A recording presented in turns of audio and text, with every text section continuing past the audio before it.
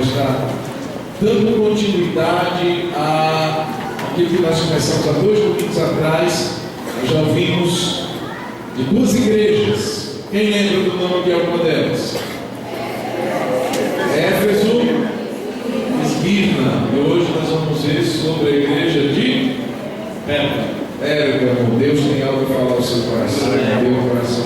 Que tipo de igreja Deus quer que nós sejamos? Antes de passar então a palavra ao pastor Gilmar, o Rodrigo, como nós já oramos por ele, filho do pastor Gilmar, ele recebeu um chamado de Deus. Deus falou ao coração dele, e o Rodrigo hoje está na Austrália. Qual cidade da pastor? Adelaide.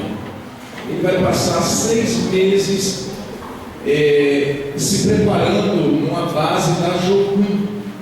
Ele está lá fazendo missões, tem uma parte prática e outra, aliás, uma parte teórica e outra prática no final do curso. Queridos, eu queria lançar um desafio para nós, igreja, para que nesse tempo que o Rodrigo está lá, nós estivéssemos orando pela vida dele, estivéssemos cobrindo o Rodrigo de oração, para que ele possa receber tudo que Deus planejou, e não sair daqui, ir para um outro país, uma cultura diferente, língua diferente, tudo diferente, só por um chamado de Deus. E foi isso que ele foi fazer. Então eu gostaria de chamar você para ser um intercessor do Rodrigo e também, queridos, lançando esse desafio. Nós temos aqui esse cofre de missões. E eu gostaria que nós estivéssemos ofertando. Se você tem oferta nesse domingo, você vem aqui e traz. No outro domingo você tem uma outra oferta atrás. Nós vamos estar assim durante o mês. No próximo mês nós vamos contabilizar esse recurso e vamos mandar para o Rodrigo. Porque ele está ali, irmãos, por sustento de parceiros, sustento de voluntários, de padrinhos, e resolveram investir na vida dele. Os pais e vários outros, né, pastor Gilmar? E nós, como igreja, não podemos deixar de investir na vida de quem é um membro da nossa igreja. Está se preparando para isso, para servir a Deus, aonde Deus mandar ele servir. Se for aqui no Brasil, ele volta, se for em outro lugar, ele vai. E tchau para o papai, tchau para a mamãe. É assim que acontece. Então, eu gostaria que nós estivéssemos orando por ele. E também você que sempre deseja. Você no culto vem aqui, traz uma oferta, no outro domingo sentir de novo, pastor, vem aqui, traz. Todos nós contribuímos, e assim ao final do mês nós vamos contabilizar esse recurso e vamos mandar para o Rodrigo. Amém, queridos? Amém. Em nome do Senhor Jesus. Então, a partir de hoje, todo esse recurso aqui vai ser destinado para a vida do Rodrigo. Mês que vem, nós vamos colocar, para os irmãos, quanto foi mandado, qual foi a oferta que a igreja mandou para o Rodrigo para abençoá-lo ali em nome de Jesus. Ele sempre está mandando notícia, já mandou que chegou bem, 30 horas no avião, só Jesus para ter misericórdia. 30 horas no avião, Jesus. Está quase perto do terceiro céu. Jesus não, para aqui agora não, mas eu tenho um propósito na sua vida. Mas muito tempo, irmãos, vamos orar por ele em nome de Jesus, tá? Pastor Gilmar, Deus abençoe, feche os seus olhos. Muito obrigado, Senhor, pela tua palavra, e nós vamos ouvir nessa hora, através do teu servo. Continue a nos falar tudo que o Senhor tem para nós, e o Senhor já fez, colocando no coração dele, possa encontrar um lugar nas nossas vidas hoje, e assim crescermos, e assim sermos edificados, abençoados, instruídos, encorajados, admoestados pela tua palavra. Nós oramos em nome de Jesus. Amém. Abra sua Bíblia no livro de Apocalipse, capítulo 2. O pastor João mesmo relembrou. Nós tivemos uma mensagem dirigida à igreja de Éfeso, Esmirna.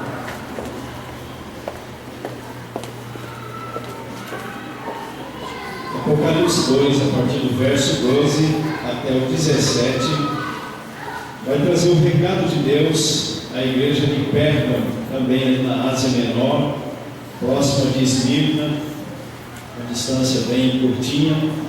Eu quero agradecer as pessoas que oraram pela viagem do Rodrigo e de alguma maneira contribuíram para que ele cumprisse aquilo que Deus estava colocando no coração dele já há um bom tempo. A essa hora, mais ou menos, ele deve estar começando a ter a sua primeira aula, a sua primeira semana na escola. Daqui a pouco ele vai almoçar, como nós tivemos domingo. São 13 horas de diferença, né? Eu não sei como é que está o organismo dele tentando se adaptar a essa mudança, mas Deus nos dá graça, amém? Queridos, Apocalipse 2, do verso 12 ao 17, traz a mensagem do Senhor ao anjo da igreja de Pérgamo. E começa lá no verso de número 12, dizendo: ao anjo da igreja em Pérgamo escreve: essas coisas diz aquele que tem a espada afiada de 2 gumes. Conheço o lugar em que habitas, onde está o trono de Satanás, e que conservas o meu nome, e não negaste a minha fé. Ainda nos dias de Antipas, minha testemunha, meu fiel, o qual foi morto entre vós, onde Satanás habita. Tenho todavia contra ti algumas coisas, pois que tem aí os que sustentam a doutrina de Balaão, o qual ensinava a Balaque a armar ciladas diante dos filhos de Israel, para comerem das coisas sacrificadas aos ídolos e praticarem a prostituição. Outros sim, também tu tens, os que da mesma forma sustentam a doutrina dos nicolaítas. Portanto, arrepende-te, e se não, venho a ti sem demora. Contra eles pelejarei com a espada da minha boca. Quem tem ouvidos, ouça o que o Espírito diz à igreja. Ao vencedor, dar-lhe um maná escondido, bem como lhe darei uma pedrinha branca, e sobre essa pedrinha escrito um novo nome, o qual ninguém conhece, exceto aquele que o recebe. Amém. Senhor, abençoe a tua palavra e torna o nosso coração um solo receptivo à mensagem do Senhor. Pai, que essa semente, ó Deus, esta palavra, ela seja plantada em cada coração aqui nessa noite e gere o fruto proposto pelo Teu Espírito Santo, em nome de Jesus. Amém e amém. Queridos, Pérgamo, uma cidade próxima da cidade de Esmirna, lá na Ásia Menor, onde hoje é a Turquia. Uma cidade muito importante, capital da Ásia Menor naquela época, uma cidade que era conhecida por sua biblioteca. As pessoas lhe davam muita importância à leitura, ao conhecimento, ao saber, e por causa disso existia ali um volume muito grande de livros diversos de literatura conhecido do povo de Pérgamo e também do Império Romano.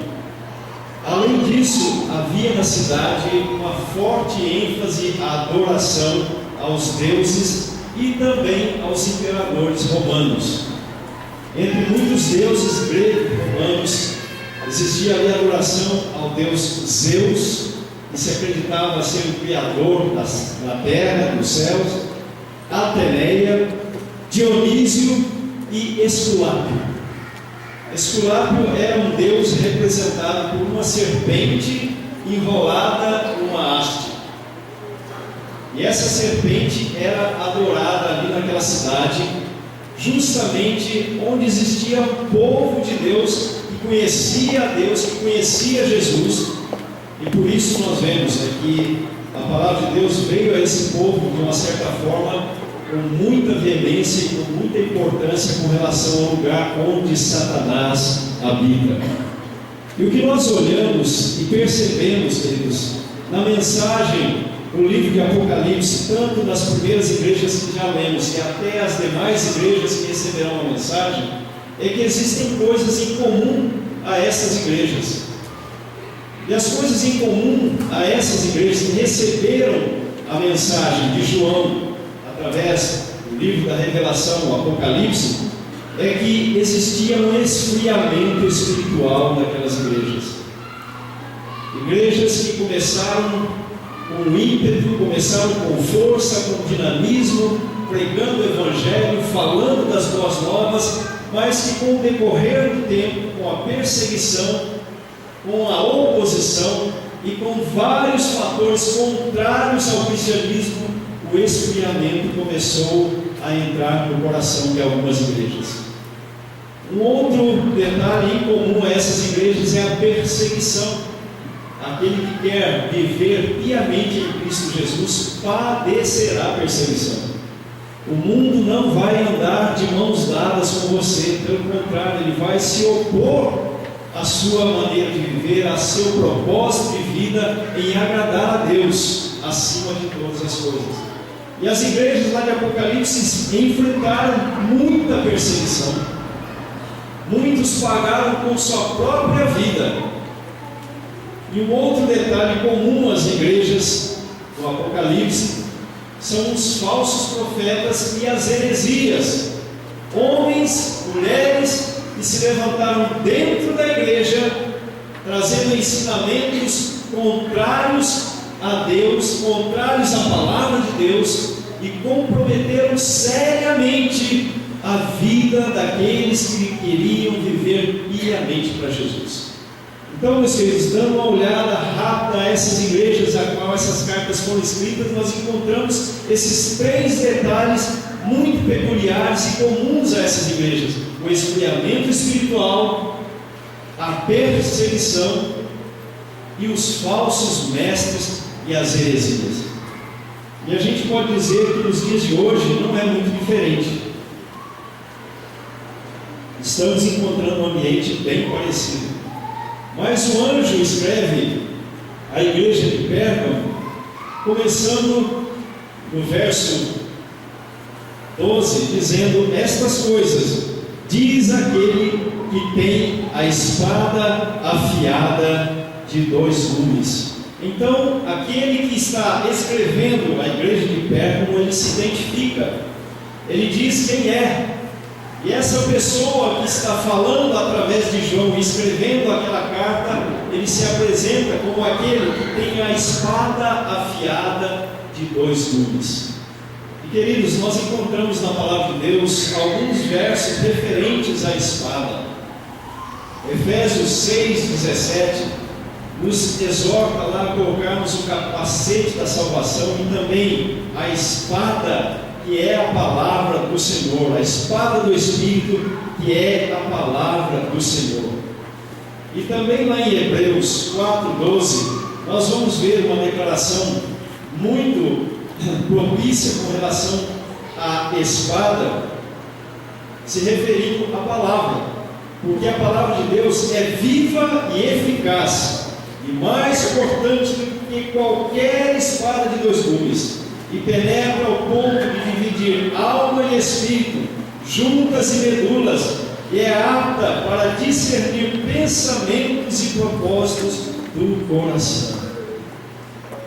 Quando a pessoa a qual é dirigida essa carta, lá em Apocalipse, o anjo da igreja de Pérgamo, recebe essa mensagem, de início a identidade da pessoa que está escrevendo é aquele que tem a palavra como uma espada que divide.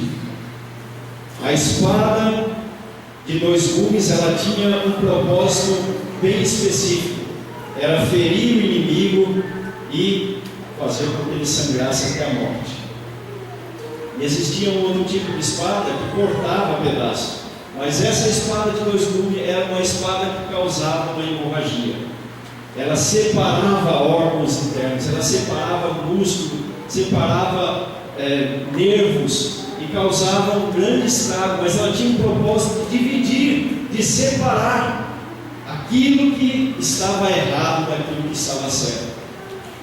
E o autor da carta se apresenta como aquele que tem a espada afiada de 2 gumes. Nós somos chamados como um povo separado para as boas obras das quais Deus colocou em nossas mãos. O mundo não entende isso. Muitas vezes os seus amigos, o seu amigo, a sua família questiona: por que você todo domingo tem que vir à igreja? Por que você tem que colocar a mão no bolso e trazer o seu dízimo à casa de Deus? E muitas coisas que o mundo não entende e questiona, porque Deus nos separou das coisas deste mundo para o reino do Filho do seu amor. Amém? Então, aquele que escreve ao anjo da igreja de Pérgamo, ele traz uma palavra que divide, uma palavra que separa, uma palavra que deixa bem claro aqueles que são de Deus e aqueles que não são de Deus. O Senhor, ele tem te separado. Ele tem te trazido para o conhecimento da sua perfeita vontade. E separação, meus queridos, muitas vezes não é apenas separação de entendermos o que é certo e errado, mas às vezes a separação pode ser até mesmo geográfica, como eu estou experimentando agora, como minha esposa está experimentando agora, como nossa família está experimentando agora, né? A separação geográfica do Rodrigo, né? Ele está lá do outro lado do globo, nós não estamos vendo, mas temos certeza que Deus está cuidando dele lá, amém? Dividir, separar. Deus traz a sua palavra afiada como espada de dois gumes para nos separar do pecado, nos separar dos intentos de Satanás, que é nos levar à condenação eterna e eternamente separados de Deus. E quando o Espírito Santo escreve ao anjo daquela igreja, havia uma preocupação no coração de Deus de que aquela igreja fosse uma igreja separada, uma igreja que se identificasse como um povo que servia a Deus, um povo diferente, zeloso de boas obras. Porque ali naquela cidade de Pérgamo, meus queridos, havia todo tipo de culto a entidades e a demônios também. Então havia uma mistura, altares espalhados por toda a cidade, pessoas adorando deuses diversos, pessoas adorando a homens. E Deus queria que aquela igreja deixasse bem claro que havia uma separação, havia uma divisão, havia um divisor de águas entre aquele que servia a Deus e aquele que não servia a Deus. E como é a máxima que se conhecia e que foi propagada por muitos anos, é que todos os caminhos levam a Deus. Mas existe só um caminho que leva a Deus, e você sabe qual é, nós sabemos qual é. Quando Jesus disse: eu sou o caminho, a verdade e a vida, ele estava deixando bem claro que estava separando aquilo que o mundo considerava como algo que poderíamos levar para o céu da maneira como quiséssemos, mas havia um caminho, e esse caminho era Jesus. Essas coisas diz aquele que tem a espada afiada de dois gumes. O que é que ele diz? Eu conheço o lugar que habitas. Deus conhece a nossa vida, Deus conhece a sua vida, Deus sabe o momento que você está passando hoje, a situação que você está passando hoje. Deus sabe cada detalhe da sua vida que talvez nem mesmo você conhece tão bem. E o anjo que recebeu essa carta vinda de Deus, ele sabia que Deus conhecia a sua vida. Conheço o lugar que habitas, onde está o trono de Satanás. Como nós dissemos, como eu disse aqui no início, era um lugar de adoração de muitos deuses, e entre eles Esculápio, identificado como uma serpente enrolada numa haste. Nós sabemos, que Apocalipse deixa bem claro lá no capítulo 19 que será derrotada a serpente, aquela que se chama Diabo ou Satanás. Conheço o lugar em que habitas, onde está o trono de Satanás. Deus às vezes vai nos colocar, ou vai te colocar num lugar onde você vai ser testemunha dele. Você vai deixar bem claro para as pessoas que te conhecem que você é uma pessoa separada pela verdade que sai da boca do Senhor. E às vezes o lugar em que Deus nos leva e nos coloca não é um lugar que seria muito agradável, mas é um lugar que Deus está te levando para você ser testemunha e trazer esta palavra da verdade que liberta, esta palavra afiada que vai trazer claramente uma divisão entre aquele que serve a Deus e aquele que não serve a Deus. Conheço bem o lugar em que habitas, onde está o trono de Satanás, e que conservas o meu nome, e não negaste a minha fé, ainda que nos dias de Antipas, minha testemunha. E a palavra testemunha no original quer dizer mártir. Mártir. Nós fomos chamados para testemunhar de Jesus, para trazer um martírio aqui na terra e pagarmos um preço da pregação do Evangelho do Senhor Jesus. que liberta esta geração. E Antipas provavelmente foi o anjo anterior ao anjo a qual foi destinada essa carta lá em Pérgamo. E este homem pagou um preço, um martírio com a sua própria vida por causa do testemunho de Jesus àquela cidade. Uma cidade que não queria saber Deus Criador dos céus e da terra, mas que queria continuar oferecendo seus sacrifícios, a sua adoração a deuses estranhos que não eram deuses. E segundo conta a história, Antipas, e o próprio nome diz que ele era opositor, ou aquele que se opõe àquilo que está sendo pregado, àquilo que está sendo ensinado. Esse homem pagou com a própria vida de uma maneira muito drástica. Antipas foi oferecido num templo pagão naquela época, e o templo onde ele foi oferecido era adorado um boi de bronze. E ele foi colocado dentro deste boi de bronze com óleo quente, e foi colocado chamas embaixo desse bronze para que fosse esquentado até o ponto dele morrer. Mas este homem, Antipas, pagou com a sua própria vida, sabendo que o seu martírio e o seu sacrifício tinham um propósito de que era trazer a glória de Deus àquele lugar. Deixar bem claro que havia uma separação entre aquele que servia a Deus e aquele que não servia a Deus. Ele pagou com a própria vida, mas muitas vidas foram salvas por causa do seu testemunho. E o nome de Jesus foi glorificado naquele lugar e naquela cidade. Antipas, minha testemunha, meu fiel, o qual foi morto entre vós, onde Satanás habita. Mas a palavra de Deus aqui em Apocalipse traz uma advertência. Deus começa escrevendo claramente quem ele era, aquele que tinha a palavra da verdade, que separa aquilo que é ímpio daquilo que é sagrado. E ele fala a respeito do testemunho, do martírio de Antipas, um homem que foi fiel até o último instante da sua vida, mesmo sendo martirizado. Mas aquela igreja também recebeu uma advertência, recebeu um chamado, um despertamento de Deus para algumas coisas que estavam erradas. A partir do verso 14, o anjo diz àquela igreja: tenho todavia contra ti algumas coisas. E quando Deus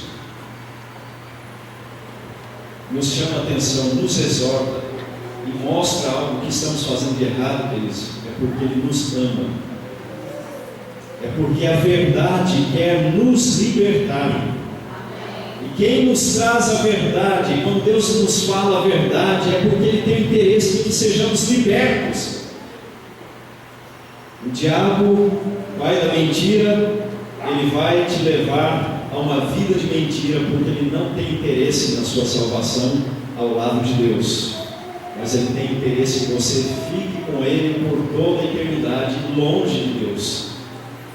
Mas essa palavra afiada, ela vem para nos trazer libertação, e Deus, Ele não deixa passar aqui o que estava acontecendo de errado naquela igreja.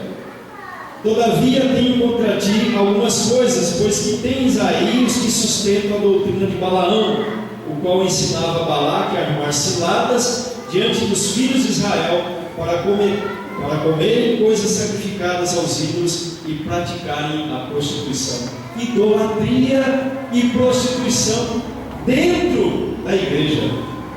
Idolatria e prostituição no meio do povo, que se dizia o povo de Deus. Idolatria e prostituição no meio daqueles que conheciam que o Salvador era Jesus. Como isso era possível? Porque esse pecado foi entrando no meio da igreja e foi sendo tolerado, foi sendo admitido, foi sendo aceito. Nós poderíamos dizer que nos dias de hoje, em palavras dos nossos dias, seria como fazer vista grossa ao pecado. Fazer vista grossa. Como alguns fazem vista grossa, quando alguém está fazendo algo errado, está pecando próximo dele, e ele faz vista grossa, faz de conta que não viu. Eu não vi, mas viu. Eu não sei, mas sabe. E o que estava acontecendo com essa igreja? E teve um homem ali que pagou um preço com a sua própria vida para trazer o reino de Deus naquele lugar. É que estavam permitindo que a idolatria fosse desenvolvida dentro daquela igreja. Algumas pessoas estavam se permitindo viver uma vida dupla. Vinha ao templo, adorava a Deus, se reunia com os irmãos, mas também lá junto com as pessoas da cidade iam em alguns templos pagãos adorar as divindades e adorar os imperadores. Tenho, porém, contra ti algumas coisas. Deus não tem interesse de alisar a nossa cabeça, não tem interesse de dar um tapinha nas nossas costas, mas Ele tem interesse em que nós sejamos um povo separados para Ele, amém?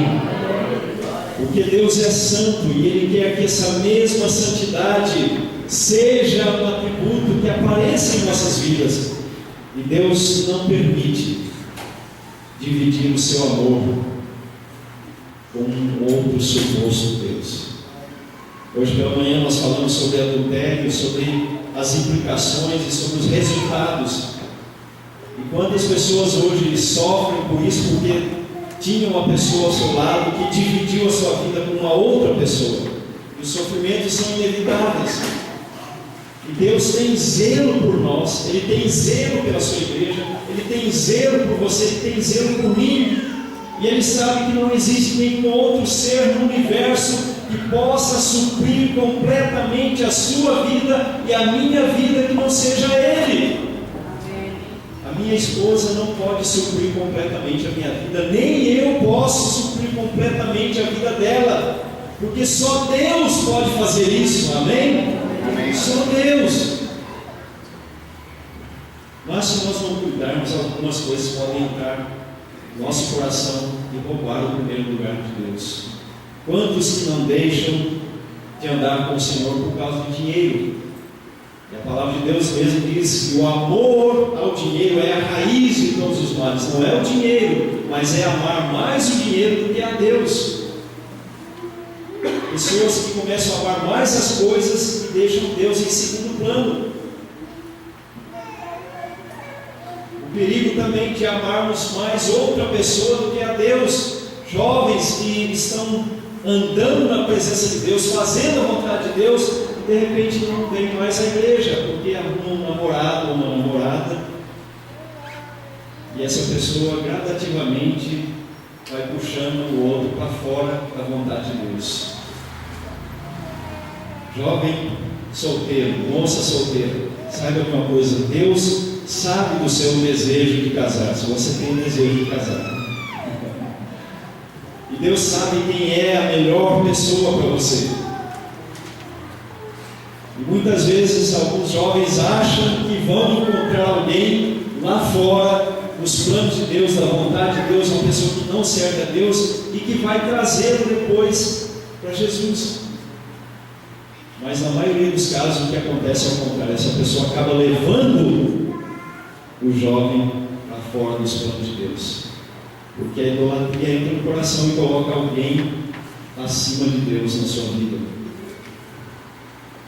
Ministério, quantos que idolatram o ministério? Nós recebemos uma palavra enquanto estávamos lá em Pedra Azul, através do pastor Dercy, compartilhando, que Deus falou a um pastor que ele estava idolatrando o seu ministério e até mesmo adulterando, porque ele amava mais o ministério do que a família, do que a esposa. E algumas pessoas colocam às vezes até o ministério acima de Deus.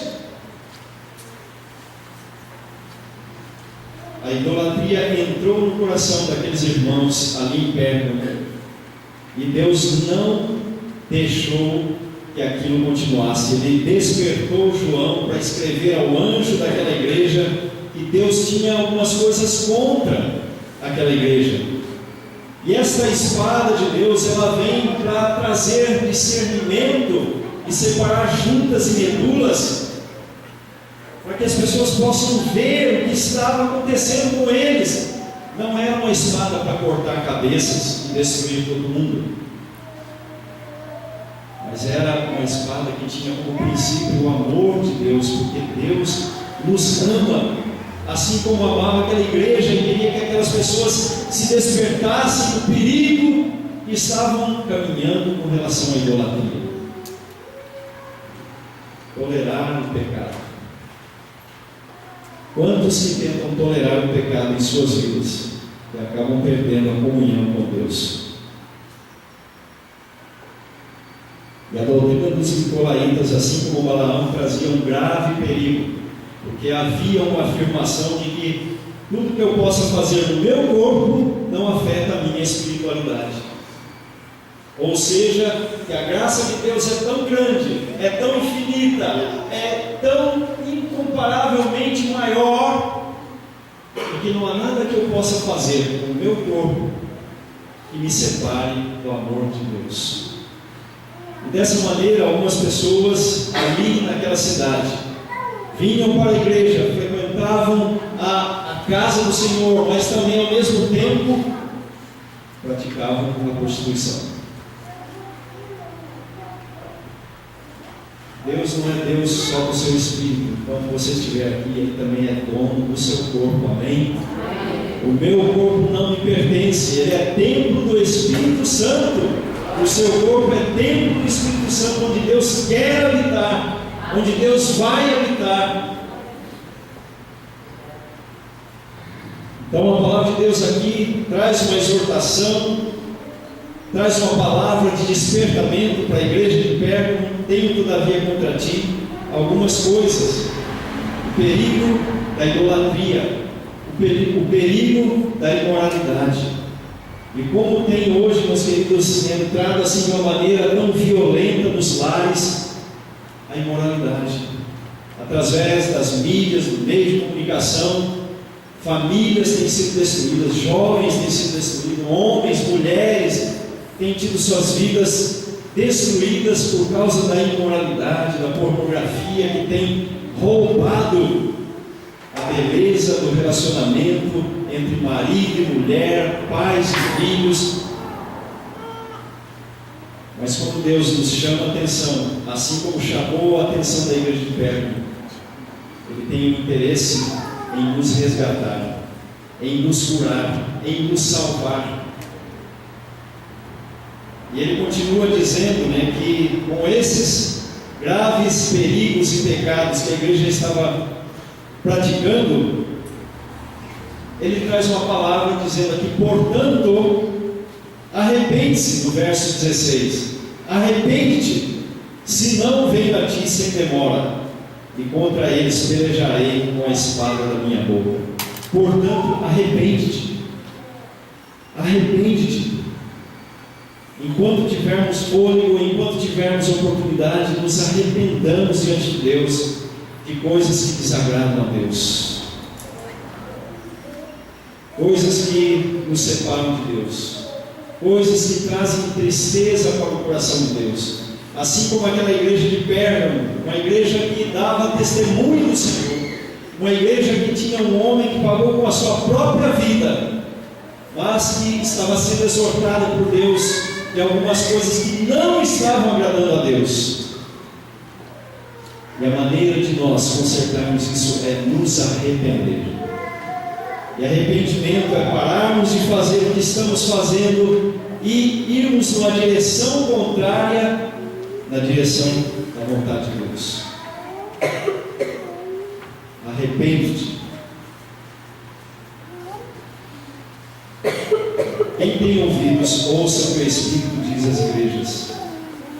Ao vencedor dar-lhe-ei um maná escondido, bem como darei uma pedrinha branca, e sobre essa pedrinha escrita um novo nome, o qual ninguém conhece, exceto aquele que o recebe. O arrependimento traz uma consequência na vida daquele que reconhece que está andando errado. Ele se torna um vencedor. Quantos querem ser vencedor naquele grande dia? Amém. Eu não sei quantos de vocês já experimentaram, né, o que é ser derrotado. Mas quando eu era bem mais jovem com a missão, eu gostava muito de jogar futebol. Agora, alguns quilos a mais não permitem assim, tanta mobilidade. Mas eu senti uma tristeza quando meu time perdia. O outro time, é lógico, ficava alegre. Mas eu senti uma tristeza no meu coração e eu punha um propósito: não, amanhã nós vamos jogar de novo, nós vamos ganhar. E às vezes não ganhava, perdia de novo. Você já perdeu alguma coisa de muito valor? Esta semana, talvez esse ano. Mas a palavra de Deus aqui traz uma promessa de que aquele que tem ouvidos, a pessoa que se coloca à disposição de ouvir o que Deus está falando e se arrepende daquilo que está fazendo de errado, será um vencedor.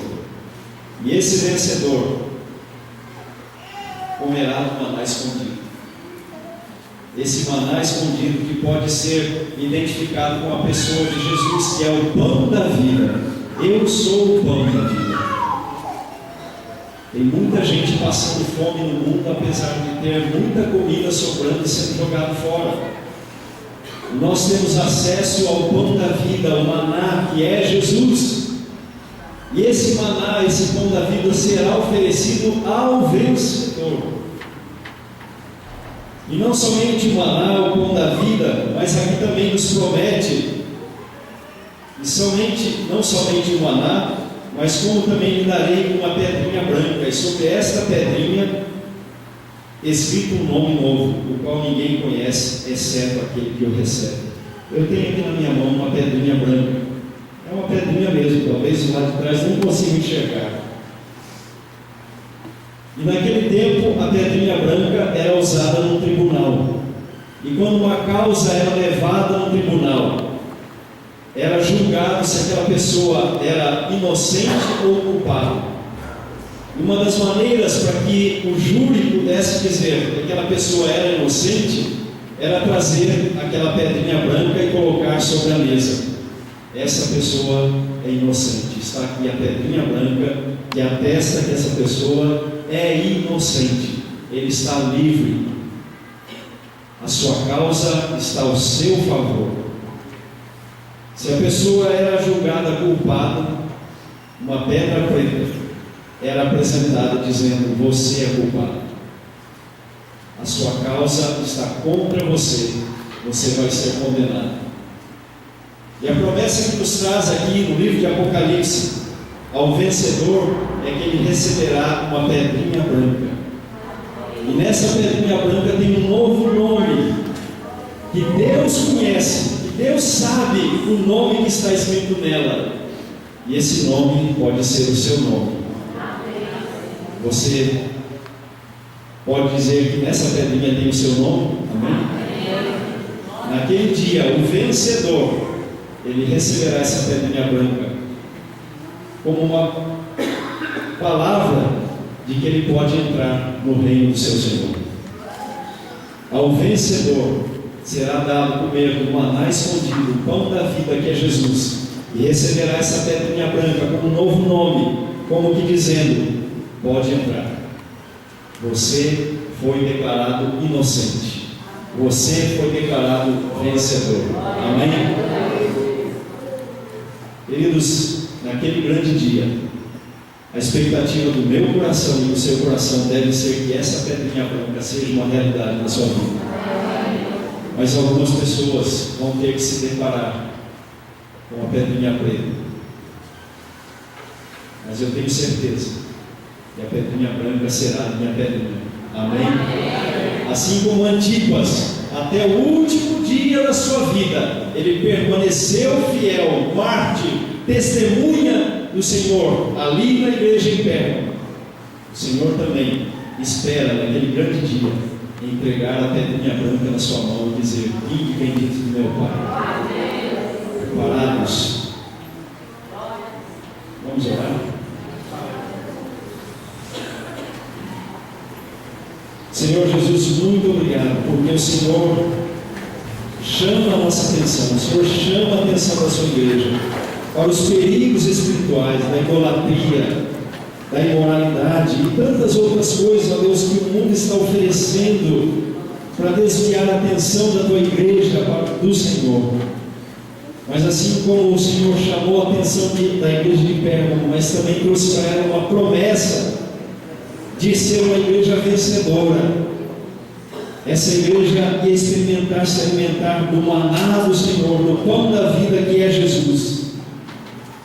Receberia também uma pedrinha branca com um nome escrito que só o Senhor e nós conhecemos. Pai querido, em nome de Jesus eu oro para que o Senhor esteja despertando-nos no tempo que se chama hoje, ó Deus, para coisas que possamos estar fazendo, ó Deus, que desagrada o teu coração. Nós queremos nessa noite que ceia do Senhor, Pai, estar certos, firmes, convictos na tua presença de que o Senhor nos chama de vencedores e que somos dignos de receber esta pedrinha branca, de que a nossa causa foi julgada e nós fomos achados inocentes. Pai, em nome de Jesus, se há alguém nessa noite aqui, ó, e não tem essa certeza de um dia ir comer esse maná, esse pão da vida que é Jesus, de receber do Senhor essa pedrinha branca dizendo: você é inocente.